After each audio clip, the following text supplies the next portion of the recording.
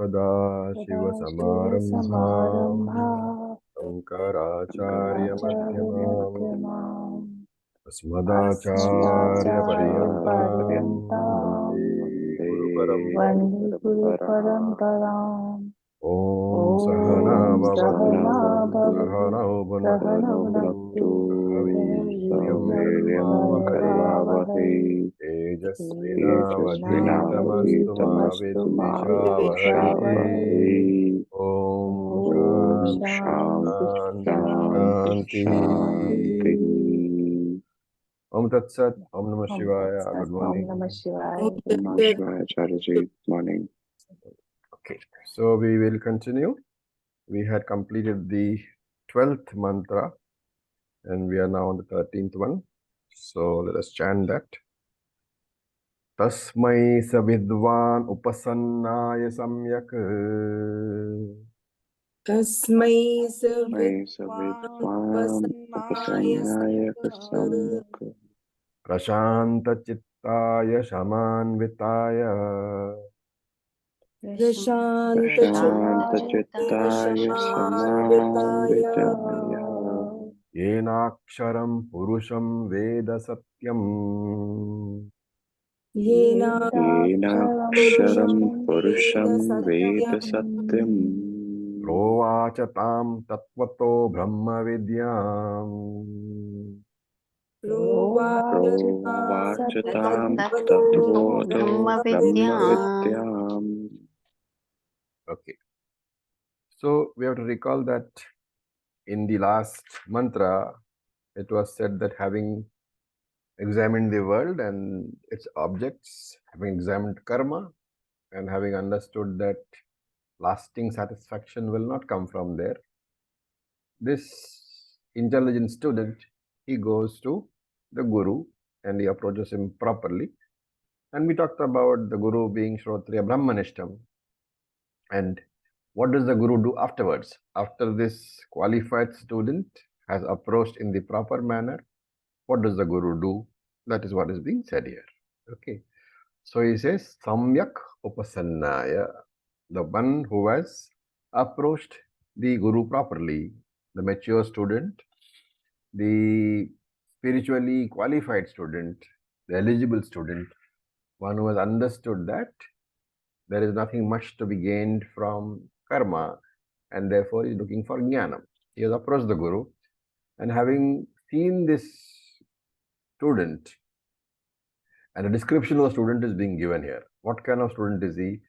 Number one, Samyak Upasannaya. He has approached the Guru in the prescribed manner, right? Then Prashanta Chittaya. So this is Prashanta Chittam. Chittam is the mind, Prashantam is peaceful. So he has approached the Guru, he has qualified himself and his qualifications are being described here. Prashanta Chittaya. He has a peaceful mind. He has managed his Ragadvesha. His Ragadvesha is under control. So Shamaha of Tattva is being talked about. And that Shamaha has been achieved how? Through discrimination, Viveka. And because of Viveka, he has got Vairagyam, dispassion towards the world and its objects. So Prashanta Chittaya. And also, another description is given, another adjective is given, Shamanvitaya. So, Anvitaya basically means full of or endowed with. And Shama has to be taken as Shamadhi. So, actually, if you break the word properly, Shamadhi Anvitaya. The person who is endowed with Shamadhi. What does Shamadhi mean? The Shatka Sampati. Shatka Sampati, not Shatka Sampati. Shamadama. That is okay, Uparama. but it's a Upalakshanam for Sadhana Chatushtayam. The four qualifications. Okay, Shamadama is one part of it. So Sadhana Chatushtayam. This Sadguna that is required for Jnanam, this person has. And therefore, this Guru, this Jnani, is happy that a qualified student is approaching him. And therefore, Savidvan, that wise person, that Jnani, that Guru, what does he do? Tasmai provacha tam tattvato brahma vidyam. that Acharya, he teaches the student Brahma Vidya. Brahma Vidyam Pravacha. He teaches. And Tattvata means properly, in the traditional manner. So, two things are taught. Very important to understand that this is the reason why you go to a teacher. It's not just for the knowledge. The Guru teaches the jnanam, but he also teaches the method of communication of the jnanam to somebody else. Okay, so Pravacha is basically these two things have to be remembered. The jnanam is taught and the method of propagating or communicating the jnanam is also taught. Because in the very method by which the Guru teaches, the communication method is also apparent. And the student, if he is a wise student, he will also imbibe this method of communication. This is what we call sampradaya. The method, how to communicate the knowledge, there is a particular way. So the jnanam has been taught and the communication method has been taught. So pravacha means properly communicated with the method of communication and without any personal interpretations, transferred as it is. Okay, and Shankara says that the word pravacha should be taken as prabhuyat. The prabhuyat is a command. Who is commanding? The Shruti is commanding the Guru. What is the command? When a eligible qualified Shishya comes, approaches you in the proper manner and asks you to teach, then you, the Acharya, have no other option but to teach. Remember this, we talked about earlier also in Bhagavad Gita, that when a qualified student approaches, the Acharya has no option but to teach. If the student is qualified, he has approached in the proper manner, the Acharya simply cannot say no. It is his duty to teach. Where does it come from? It comes from this simple word pravacha. The mantra doesn't explain, but Shankara very clearly in his commentary says that prabhuyat yatyarthaha. To translate this as a command from Shruti to teacher, that if a qualified Shishya comes, you, the Acharya, have no option but to teach. Okay. Now a question can arise, right? Traditionally, we say that once you are a jnani, you are beyond vidhi and nisheda. And that is why we say that the Shruti is applicable. The Shruti binds only the Ajnani, only the Vaidika Ajnani, but Shruti commandments do not apply to the Jnani, do not apply to the Guru. So a question can arise, if Shruti accepts that once you are a Jnani, you are beyond Vidhi and Nisheda. Vidhi and Nisheda is what? Injunctions are Vidhi, commandments are Vidhi, Nisheda are prohibitions. And these commandments and prohibitions, they are contained where? They are contained in the Shastra. And Shastra itself accepts that once you are a Jnani, Vidhi Nisheda is no longer applicable to you. So the question here is, if Shruti accepts that Vidhi Nisheda is not applicable to Jnani, why does Shankara say Prabhuyat? Why does he say that Shruti is giving a commandment? Right. So, what is the answer to that? The answer to that is not very easy. Okay, so the sub-commentators say, Shankara does not say, right? Shankara simply says Vidhi. And this question arises, so somebody has to answer, and sub-commentators, they say that it is not really a Vidhi. It is a Vidhi Abhasa. Abhasa means which looks like one. Reflection, basically. It looks like a Vidhi. Why? In this case, the Vidhi is not a Vidhi, number one, because he is a Jnani, and therefore Shruti cannot command him. But when a deserving and eligible student comes and asks the Jnani for teaching, the Jnani's compassion for the student will make him teach. And therefore it is as though there is a commandment. the jnani, because of his compassion, he will not be able to not teach. He will have to teach because of the compassion that he feels for the student. And because of that, the the interpretation can be that it is as if it is a command. And therefore, maybe abhasa. That's why Shankara says Shruti commands. And what does it do? Yena aksharam veda. By which that knowledge which the teacher is giving is that knowledge, yena, by which aksharam veda. The shishya will know akshara. Akshara means that which is not subject to decay. Aksharam also means alphabet. Okay. So let's see how to interpret here. So that complication can come. Is the Acharya going to teach ABC? Is he going to teach Aksharam? Or is he going to teach Brahman? And therefore Shankara says there are three different definitions of Aksharam. In Sanskrit, what happens is that depending upon the root, the dhatu, one word can be derived from different dhatus, different roots. And depending upon the root, the meaning can change completely. So Shankara simply gives three definitions. They are derived from three different dhatus. So the first one is from a dhatu called kshara, kshara dhatu, right? So aksharanat aksharam, from shara dhatu. Shara dhatu means that which undergoes change. And therefore aksharam means the is the negation of the words following. What follow? Kshara follows. Kshara means changing and akshara means not changing. So aksharanat aksharam. From the kshara dhatu, the meaning is that which undergoes no change. Okay. The moment I say that which undergoes no change, what is it that should pop into your mind from Tattva-bodha? What word should come? Nitya. Nirakara. No, Not subject to Shatvikara. any Shadvika. Nirvik. Anybody else? One specific word.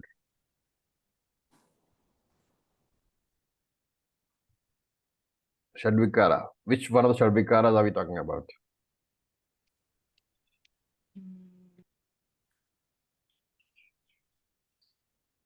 Sir, could you please repeat the question? When you say Aksharam, which one of the Shadvikaras is it referring to? Apakshiyate. Vinashyati. Vinashyati. No Vinash. I gave the meaning as change. Kshara dhatu, undergoing change. So it is not apakshiyate, it is viparinimate. Okay. What does that mean?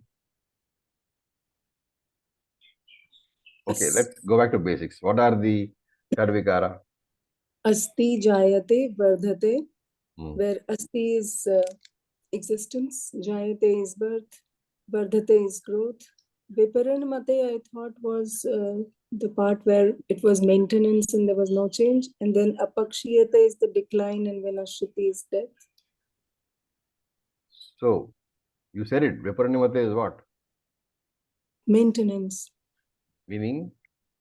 There is no change. Oh, yes, So got you it. see, you have to be able to correlate. There is no change. Ksharadhatu, that which does not change. So parinama rahitaha, there is no change at all. Okay, so aksharanat aksharam, the first Shankara's derivation is brilliant. Okay, from ksharadhatu, you get the meaning that this aksharam is that which does not change, which is not subject to that particular shadvikara. The second one is akshatatvat aksharam. So akshatatvat is from a dhatu called shan dhatu. Okay, shan dhatu. Shan dhatu means which is incomplete, and therefore akshata means that which is not incomplete. That which is not incomplete means what? That which is Is complete. complete. That which is Purnam. That which is Purnam means what? That which is not subject to Nashaha. Therefore, you have to correlate that to Na Apakshiyate. Right? So the first one was Aksharanath, which means which you correlate to Viparanimate. And the second one is not Viparanimate, Na Viparanimate. Okay, because Viparanimate is the change. And the second one is Akshatatvat from the Shan Dhatu, which means Na Apakshiyate. And the third one is Akshayatvat. This is from Kshi Dhatu. Right? So the first Dhatu was what? Kshara Dhatu, not undergoing change. I mean, undergoing change, and Na Akshara means not undergoing change. Second one was Shan Dhatu, and therefore Akshataha, which is not incomplete, which is Purnaha. The third one is Kshi Dhatu. Kshi Dhatu is implies decay. Okay. So actually, you should look at the Dhatu Pata. There's a small book called Dhatu Pata. It's a very interesting little book. You'll find all these roots given, and you'll find the meanings given. So those of you who have time and inclination can have a look, and you'll find all these roots over there. So Kshi Dhatu, she means to decay, and therefore Akshaya means that which does not decay, na nashayati, na vinashayati. Okay, so that which is not subject to destruction. Therefore, the three derivations are from Kshara Dhatu, not subject to change, from Shan Dhatu, which is Purnam, and from Kshi Dhatu, which is not subject to destruction. You put them all together and you get Avyayam, Nirvikaram, free from Sharvikara, free from effects of time, free from effects of space. So space, Kala, Desha, Rahita, Avyayam, free from damage by any factor whatsoever. Okay. Now, then you have to look at the word Satyam. So Satyam is what? What is the Satyam definition? Trikale iti tishtati. Trikale tishtati iti Satyam, which means what? Existing in all time All frames. time frames. No, you have to get the context from here. Kalatit. What is the context here? That which is not subject to any decay, any change, etc., etc. So Trikale Tishtati is Satyam, and Satyam which is existing in all the three periods of time means what? That which does not change in time. Right? There is no change in Satyam because of time. Basically, that only way saying Avyayam. And therefore, the main idea here is that the Satyam, because it does not change, this Satyam is what? Brahman. And this Brahman is the Karanam. And so when it becomes the Karyam, the Jagat, he is saying that this Satyam does not change. There is a change which occurs, but it is only a seeming change because Satyam is Trikaladishtati. Right? So that Karanam becomes the Karyam, but there is no change in the Karanam. Like when milk becomes curds, there is a change in the milk. But here, that is not there. Then Purusham. Purusham is Purnaha, complete, limitless, extending everywhere. So, why do we refer to Brahman as Purushaha is a good question. Because Purushaha can mean a human being also. So, why is it that you'll find that in many, many scriptures, many parts of the Veda, in many Upanishads, Purusham or Purushaha is the meaning referred to as Brahman. So why is Brahman referred to as Purusa? Shankara gives two derivations. So he says, Purayati Sarvam iti Purnam. So Purayati is to pervade, to go through and through, to extend. And therefore, Purayati Sarvam iti Purnam. That which pervades everything, that is Purnam. That is Purushaha. Purayati Sarvam iti Purushaha. That is the reason. Okay. And the second one is very important. You came across this idea in Bhagavad Gita. So Puri is the body. Puri Shayanat. Shayanam is sleeping or residing, but sleeping has to be taken as residing. Literally, Shayanam is sleeping, but you have to take it as residing. So, Puri Shayanat, the one who resides in the body, that is also Purushaha. In which part of the Gita did you see this idea that Brahman resides in the body? Dehi nosmin yatha dehi. No. Kshetra Kshetrajna chapter. Anybody else?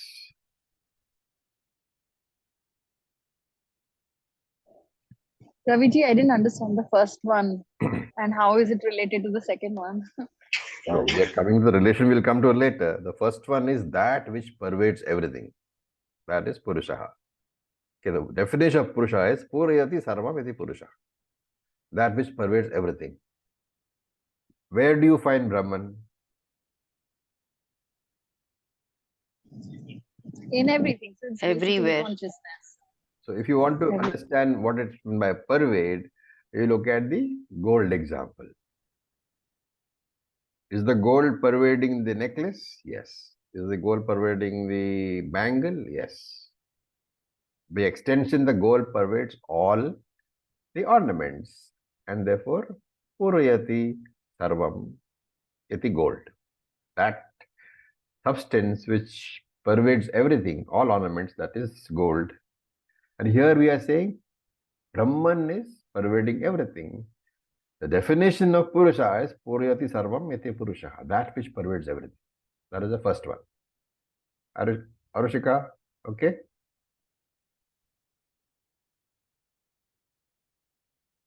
Raviji. I'm listening. All right. The next second was Puri Shayanat, the one who sleeps in the body, who resides in the body. Where did you see this in Bhagavad Gita?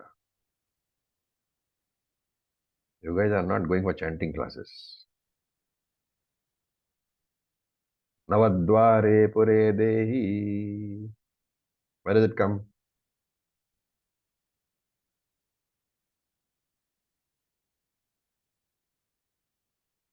See, I'm telling you, unless you are thoroughly Chapter- familiar. Sorry? I think chapter 4. Unless you're thoroughly familiar with the Gita, you will find difficulty in understanding Upanishads. Okay? So I'm presuming that you all understood the Gita explanations. But it's a good idea. See, you can never remember 701 verses offhand. So you have to chant. And then when we talk about, then you will remember the meanings. Okay, so there are two things. One is that which pervades all, and that is Purushaha. And who sleeps in the body is also Purushaha. So why is, now this is a question where you use your head, okay? Why are there two definitions?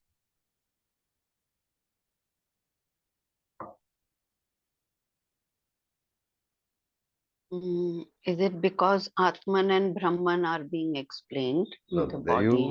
Atman and Brahman are the same. But yes, you Yes. are on the right track. So explain better.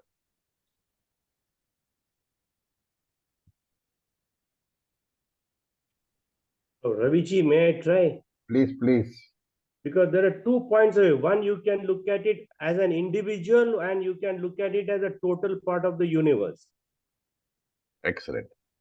So Sarvam Purayati, that which pervades everything, is Paramatma. And that which pervades everything but is recognized in the body, who is that? Jivatma. Jiva. So the first definition, Purayati Sarvam iti Purushaha, refers to Brahman. The second definition, or Paramatma, the second definition, that which resides in the body, refers to Jivatma. Okay, that's why two definitions have been given. Somebody's mic is open. Can I request them to please? Okay, fine. Thank you. So, this is the rule given for the teacher Vashruti. If somebody is approaching you in the proper manner and he is eligible, patra. In Hindi we call it patra. Basically, he is a vessel for receiving, eligible vessel. So those in South Indian languages, there is something called patram. Patram basically means a vessel. It comes from the word patra, which means eligibility for receiving is there. And therefore, the rule for the Acharya is that if a Patra student approaches him, he has no option but to teach. Okay. Now, in the Sampradaya, it also says there is one more reason for the Acharya to keep teaching, so that the knowledge remains clear. And this definition is very important because Acharya has to keep his knowledge clear. And that is why that particular sadhana has a name. Teaching has a name called Brahma Abhyasaha. He can continue to teach and he should teach, because when he teaches, not only is he giving the benefit to somebody else, he is also ensuring that his own knowledge remains clear and sharp. Okay. With this, the first chapter itself is over. The Prathama Mundaka is over. Now we have to move to Dvitiya Mundaka. Before that, any questions on Prathama Mundaka? Just remind you, Prathama Mundaka had two khandas, two sections. Prathama Khanda, Dvitiya Khanda. So we have finished Prathama Mundaka, Dvitiya Khanda. Now we have to now enter into Dvitiya Mundaka, chapter 2, Prathama Khanda, section 1. Before that, if there are any questions, I will answer. Otherwise, we'll move in.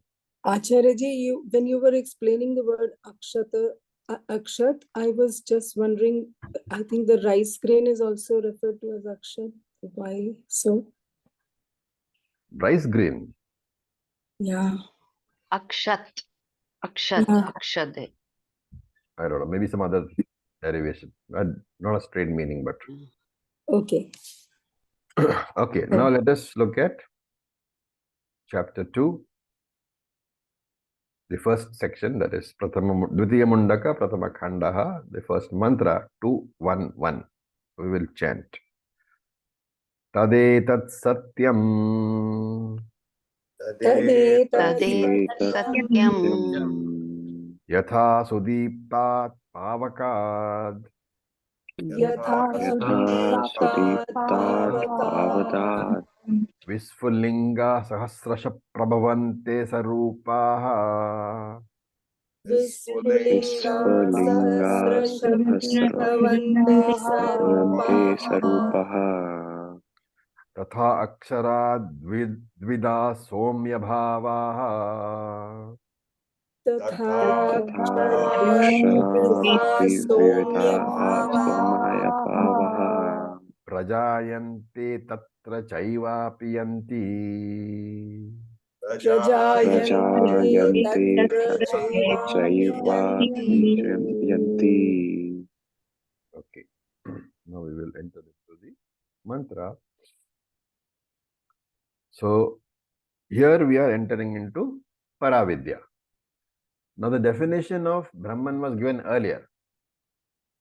Do you remember which verse? A very, very famous verse. First chapter, first section, the 6th verse. One must always remember this particular mantra because it is the very definition of Brahman. Yadetat Dreshyam Agrahyam Agotram Avarnam Achakshushrotram Tadapanipadam Nityam Vibhum Sarvagatam Susukshmam Tadavyayam Yadbhutayonim Paripashyanti Dhiraha. This was 116. The definition of Brahman was given. Okay. And to put it in plain English, Brahman was described as pure, formless existence and pure, formless consciousness. So Sat and Chit, principles they were, right? And there are 5 features which we have talked about of existence and consciousness both. In Bhagavad Gita, it was discussed in very great detail. There we discussed as the 5 features of consciousness. But that can be extended to the 5 features of existence also. And therefore, when we talk about these 5 features, you should understand them as the 5 features of both existence and consciousness. Right? What are they? Existence or consciousness is not a part, not a product, not a property of any object, of any anatma. It is an independent principle which pervades through and through every object, and the very existence of that object is lent by this principle. Then existence and consciousness, because they are all pervading, they are not limited by the spatial boundaries or the time-wise boundaries of the object. Both existence and consciousness will continue to survive even after the object is destroyed, and surviving pure existence or consciousness is not available for transaction because there is no medium for its expression. So these 5 things we must always remember, very important. Now in 116, what was the word used? Bhutayoni. Bhutayoni meant what? Literally, what does it mean, Bhutayoni?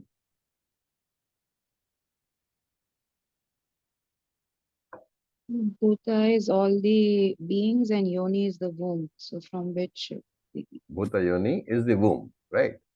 From which everything emerged.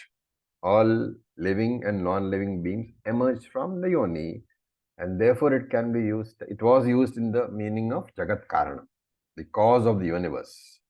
Okay. Is it like womb of the past? Why? No, your interpretation of Bhuta is not correct. It's not Bhutkala. Okay, Bhutkala is past. But Bhuta is Bhutani. Bhutani means beings. So, right? Don't look at Bhut it in the form of the past, present, and future. It is not that Bhuta. I know Bhut and Bhavishyam is there. Bhuta, Vartamana, Bhavishyam is there. But in that, Bhuta is the past time frame. Here we are talking about living beings, non-living beings. Anything which is in being is called, it comes from the word bhuhu, to exist. Okay. So Bhuta Yoni, that womb from which all beings are born, living and non-living. And therefore it is being used in the meaning of Jagat Karanam, the cause of the creation of the universe. Okay. Now what type of cause is it? Upadana Karanam or Nimitta Karanam? The Upadana Karana. Was it?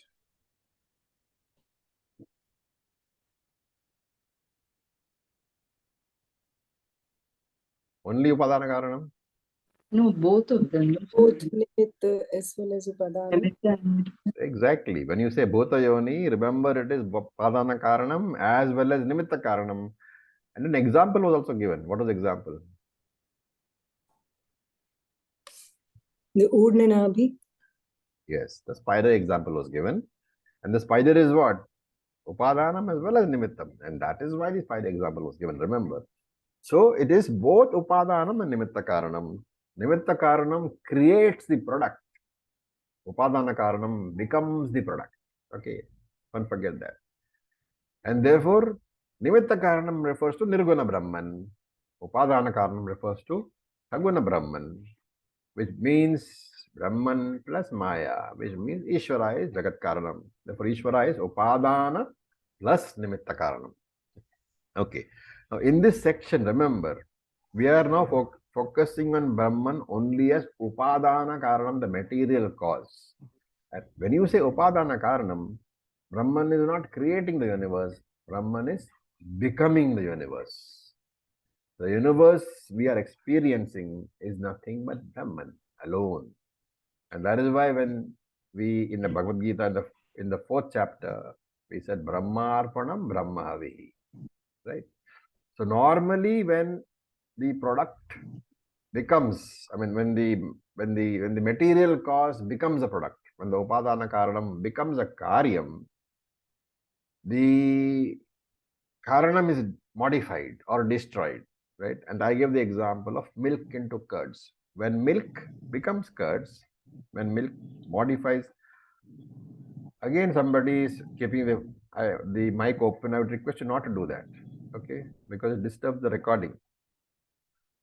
When the material cause becomes the product or the effect as we call it, the material cause, the Karanam, Upadana Karanam, is destroyed or becomes modified. When milk turns into curds, milk is no longer available. Curds has appeared. So milk has disappeared and curd has appeared. But what about Brahman? Brahman does not change or get modified when the Jagat is produced. And that is why Shastra says that Upadana Karanam itself is of two types. Because we are talking about Upadana Karanam here, when this discussion comes up, don't confuse it with Nimitta Karanam. The discussion is on Upadana Karanam alone, and Shastra is saying that Upadana Karanam itself is of two types. One is Parinami Upadana Karanam, where the Upadana Karanam undergoes a real transformation to produce the effect. And thus, the Upadana Karanam itself is not available after the Karyam is produced. And I gave the example of milk into curds. Now you can take any raw material in any factory. The raw material itself disappears and a product is formed. Okay. Then there is another Upadana Karanam which is called Vivarta Upadana Karanam. The first one is Parinami Upadana Karanam. The second one is Vivarta Upadana Karanam. And in this Vivarta Upadana Karanam, the Upadana Karanam becomes a Karyam through an apparent transformation. There is no real transformation. It's only an apparent transformation. And the best example is the production of the dream universe. When you dream, when you go into a dreaming state, who is the cause of the dream world? You, the waker, are the cause of the dream world. And therefore, you are not only the Upadana Karanam, you are also the Nimitta Karanam. But in producing the dream world, the waker is not destroyed. It is the Nidra Shakti, the power of dreaming, which enables me, the waker, to seemingly become the dream world. I am becoming the dream world, apparently becoming the dream world. Similarly, Brahman also has Maya Shakti. So because it's the Nidra Shakti which is the Upadana Karanam, and Brahman also has Maya Shakti which is the Upadana Karanam. Okay. This Brahman becomes the apparently transforming material cause of this universe. Right? Therefore, if you have to give an example, it is Brahman's dream which is the world, and Vedanta wakes you up from that dream. So he says, Tadetat Satyam. Tad etat. That Brahman. Which Brahman? That Brahman referred to in 116. First chapter, first section, sixth mantra, which I just quoted. Tadetat Brahman. That Brahman, Satyam, is Satyam. That Brahman is real. He's saying that Brahman is the Satyam. Remember that the word Satyam can be used when we are discussing Aparavidya and when we are discussing Paravidya also. So you'll find that in the discussions on Aparavidya also Satyam is used. In discussions related to karma, Satyam is used. When that is used, it is in a relative sense because you are giving the connection between karma and karma phalam, saying that wherever karma is there is no choice but for karma phalam to come. Right? So that's a different kind of Satyam. We call it Apekshika Satyam. But in the case of Paravidya, when you are using the word Satyam, you are talking about the absolute. And therefore, you are using in the sense of Trikale Tishtati. Okay. Now, if you are saying this, that something which is used as Paroksha Jnanam, right? Not Aparoksha Jnanam. For example, the objection can be that whatever is known through Shastram can only be Paroksha Jnanam, indirect knowledge. For example, what? Shastram says that Punyam, a lot of Punyam will get you to Swarga, get you to heaven. This is Paroksha Jnanam only. And what about if the question here is that if what is known through Shastram is Paroksha Jnanam, what about Brahman? Brahman is also known through Shastram. Brahman can also be Paroksha Jnanam, right? That is the answer. That is the question of the Purvapakshi. That Shastram tells us about Swarga, and Swarga is Paroksha Jnanam. It's not. So, since that is so, extending that principle, whatever is known through Shastram has to be Paroksha Jnanam. And therefore, Brahma Jnanam, which is also known through Shastram, is definitely Paroksha Jnanam. That is the objection. What is the fallacy in this logic? The logic is very simple. Whatever is known through Shastram is indirect knowledge. For example, Swarga, Punyam, all these things are indirect knowledge. Extending that, Brahma Jnanam is also known through Shastram, and so Brahma Jnanam must also fall in the same category of Paroksha. What is the fallacy? The logical fallacy. Acharya, may I try? Please, you go ahead.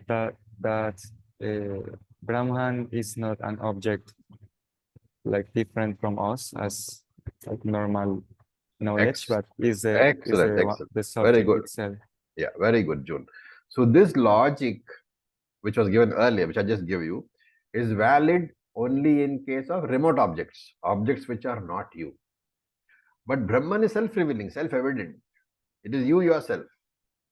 And therefore, there is no question of gaining jnanam of Brahman through Shastra Vakyam. Right? Shastra Vakyam is not teaching you knowledge of Brahman. Shastra Vakyam simply tells you that you are Brahman. And that is being pointed out here. He says, Yatha Sudiptat Pavakat Visfulinga Prabhavante. Just as from the well-lighted fire, Sudiptat Pavakat, from a well-lighted blazing fire, Visfulingaha, shining sparks, Prabhavante, emerge. And how many of them? Sahasrashaha. Thousands of sparks emerge from a well-lighted fire. Pavaka. Fire is called Pavaka because Pavak literally means purification. Fire is called Pavaka because fire always purifies whatever you put into it, right? So your dead body, it turns into ash. Even the dirtiest garbage, it turns into ash. And then he adds Sarupaha. Sarupa means same Rupa. Sarupa, having the same nature. So what is he saying? These thousands of sparks which come out of the fire, they have the same intrinsic nature as the fire. The intrinsic nature of the fire is the intrinsic nature of the sparks also. Why does he say Sahasrashaha? Because these different sparks, they seem different from the fire. Why? Because of the Nama Rupa Upadi. They are not the original fire. They looks like parts of the fire, looks like separate pieces. That is the Upadi, which is called new name Nama, which is spark, Visfulingaha. But essentially, fire is fire in whatever form it manifests. And therefore, Sarupaha, its nature remains the same. The spark example has to be understood properly, okay? You can also say that, the sparks emerge from the fire and go back into the fire. So it is Srishti Karanam and Laya Karanam, but that is not the reference over here. That is not the context over here. The context here is simply to point out that the nature of the sparks is not different from the nature of the original fire. Hey Somya. Somya basically means pleasant person. So he's addressing the student as Somya. Hey Somya, or pleasant person. Therefore, Tatha, in the same manner as the sparks coming from the fire have the same nature as the fire, Tatha, in the same manner, Aksharat Vividaha Bhavaha Prajayante. From that Aksharam Brahma, Vividaha, many, multiple, Bhavaha.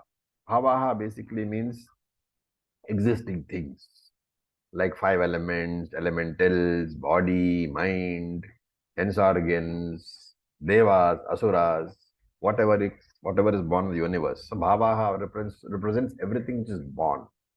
And therefore, from that Aksharam Brahma, everything is born. Even then, like this fire has the same nature as the sparks, these multiple things, Panchabhutani, Bhautikani, Shariram, Manas, Indriyas, Devas, Asuras, they are all born from that particular Brahman, but they have the same nature as Brahman. They appear different due to the different upadhis. Just like one spark is big and one spark is small, it appears different. Similarly, jivas also have different upadhis. They all seem apparently different, but they all belong same nature of Brahman. Okay. Why do you say that? Remember that when you talk about difference between the upadhis, if one upadhi is to be different from another upadhi, for example, take 2 apples. Okay. When there are 2 apples, nobody will say the apples are the same. There are 2 apples, right? So for one apple to be understood as different from another apple, in terms of number, okay, in terms of nature, it might be the same. In terms of taste, it might be the same. What is required? There should be a space separating the 2 apples. Okay. You can take anything, apples, oranges, bananas, all are fruits. But for one to be different from the other, to be counted as different from the other, what is required? There must be a space, akasha, between the 2 upadhis, right? If you use that argument, what are you saying? Is there Atma,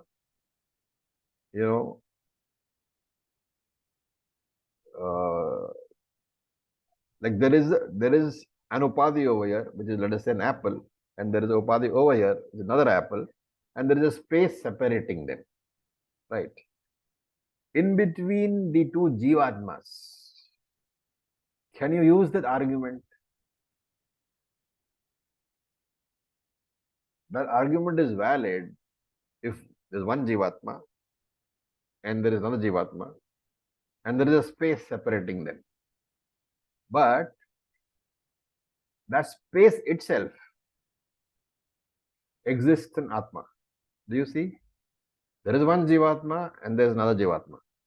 If you have to say these 2 are different, there must be a separation in terms of space. But this space itself is pervaded by Atma. Space itself exists in Brahman. And what exists in Atma and Brahman cannot divide Brahman. Therefore, how can this particular space be divided? This particular Brahman be divided? Because Brahman is all pervading, right? The example to understand this is when you say pot space is different from whole space. Gata Akasha is different from Maha Akasha. It is a fallacy because there is no difference. The space is the same, right? So Jiva and Ishvara are not different. Objects cannot divide Atman. Therefore he says, Tatra cha apiyanti. The sparks resolve into the fire. They come from the fire, they remain as the fire, and they resolve into the fire. The coming, staying, and resolving does not belong to the fire. It belongs to the upadhi, right? Similarly, the Ghata Akasha appears to be created and destroyed due to the creation and destruction of the upadhi, the pot. Ghata Akasha is the same as the Maha Akasha. But the Ghata Akasha, the pot space, appears to come and go, appears to be created and destroyed, not because there is anything called pot space, which is appearing and going, but because the pot, the upadhi, is coming and going. Does it make sense? Have you understood what I'm saying? The appearance of the pot space is not because of creation of pot space. The appearance of pot space is because creation of the pot. The destruction of pot space is because destruction of the pot. If you understand that, then you understand that jivas are not really born from Brahman. The appearance and disappearance of the jiva, the birth and death of the jiva, is simply because the upadhi is born, the upadhi dies. Body mind is born, the body is born, the body dies. That is why we say that the jivas are born, the jivas die. Right? As I said before, this is not a very, complete example, because between the fire and the spark, in the fire spark, in the Agni and the Visvalinga example, there is space between the fire and the spark. But in the case of the Jivatman and the Paramatman, where is the space? There is no space at all. Because space itself is Atman, right? And the bigness and smallness of the space can be talked about only from the point of view of the body. From the Atma's point of view, there is nothing but Atma. From the point of view of the gold, there is nothing but gold. But from point of view of the ornament, the necklace exists. And therefore, the ornament is created, sustained, destroyed only from the upadhi, the ornament's point of view, from the nama rupa point of view. But from the point of view of Atman, there is no creation, there is no maintenance, there is no destruction. Because that single gold is free of upadhis. And therefore, really speaking, no jiva is born, no jiva is sustained, no jiva is destroyed. Only the bodies, the upadhis, are born, sustained, and destroyed. This is what we call birth, life, and death. And I gave the example of Ghata Akasha. Pot space is not born because space is not born. The birth of the pot belongs to the pot. So Shankara says there are 5 errors you make in this. He uses the pot space example. First of all, there is no pot space. The first error is what? You invent a new word, pot space. Error number 1. Second error is what? You attribute birth to this pot space. After having invented the word pot space and say the pot space is born, that is error number 2. What happens? Error number 3 appears. The pot space gets converted into a karyam, a product. That is the third error. And there is a fourth error. Because now you have said pot space and taken it as a product, you talk about the karanam, the total space, maha akasha. You have divided the space into Ghata Akasha and Maha Akasha. That is the fourth error. And then you say Maha Akasha is the Karanam for Ghata Akasha, which is the fifth error. The Maha Akasha and the Ghata Akasha are the same, but you have made one of them as Karanam and one of them as Karyam. All because of what? You assume that what is never born is born. But there is no birth and there is no death. There is only Karya, Karana, Vilakshana, Eka Akasha. One space which is different from Karanam, the cause, or Karyam, the pot. It is neither cause nor pot. It is different from both. And there is only one space. We are the people who make it into Ghata Akasha and Maha Akasha. In the same way, one Atma we divide into Jivatma and Paramatma. What is the fact? Purnamadha Purnamidam. All because of what error? The birth of the body. So both Jivatma and Paramatma are false. There are no two things. There is no Brahman and there is no Upadhi. Upadhi is born from Brahman alone. And what is born from Brahman cannot be different from Brahman. And therefore, Brahman alone is there. Jiva is therefore Satyam Brahman. Whether you give an Upadhi or not, it is still Satyam Brahma only. Jivatma is Paramatma only, is Brahman only. That is all that is to be known from this mantra. With this, I'll stop for today. Any questions?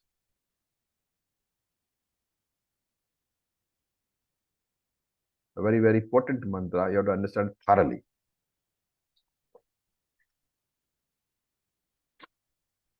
So one question. I know it's very stupid of me to ask this question, but it just came across. And there are no stupid questions, okay? A sadhaka who understands this completely assimilates and then understands that he's jnani. Well, there is no word he, but he, I don't know how to put it. But in Vyavaharika, he understands that he's actually Paramarthika. What's his real role in Vyavaharika left after that? That is a very, strange question. When you have a body, are you in Vyavaharika or Paramarthika? In Vyavaharika. So in Vyavaharika, you have to continue to do all Vyavaharika duties. The only Just difference continue is with your whether you dharma. are going to do it as Jivatma or as Jiva, Ajnani Jiva, or whether you are understood that you are Paramatma and you know that this Jivatma body has to continue to do Vyavahara. Like you said, it's a test match, 3:1, 3:2, and you already won. Exactly. Thank you, Acharya. Okay. So thank you for your patience. With this, we'll stop. Om Purnamadav Purnamidam Purnat Purnamudachyate Purnasya Purnamadaya Purnam Eva Vasishyate Om Shanti Shanti Shanti Om Tat Sat Om Namah Shivaya. Om Tat Thank you Sat, for your Om patience. Namah Shivaya. Thank you so much, Acharya. Thank you, Acharya ji.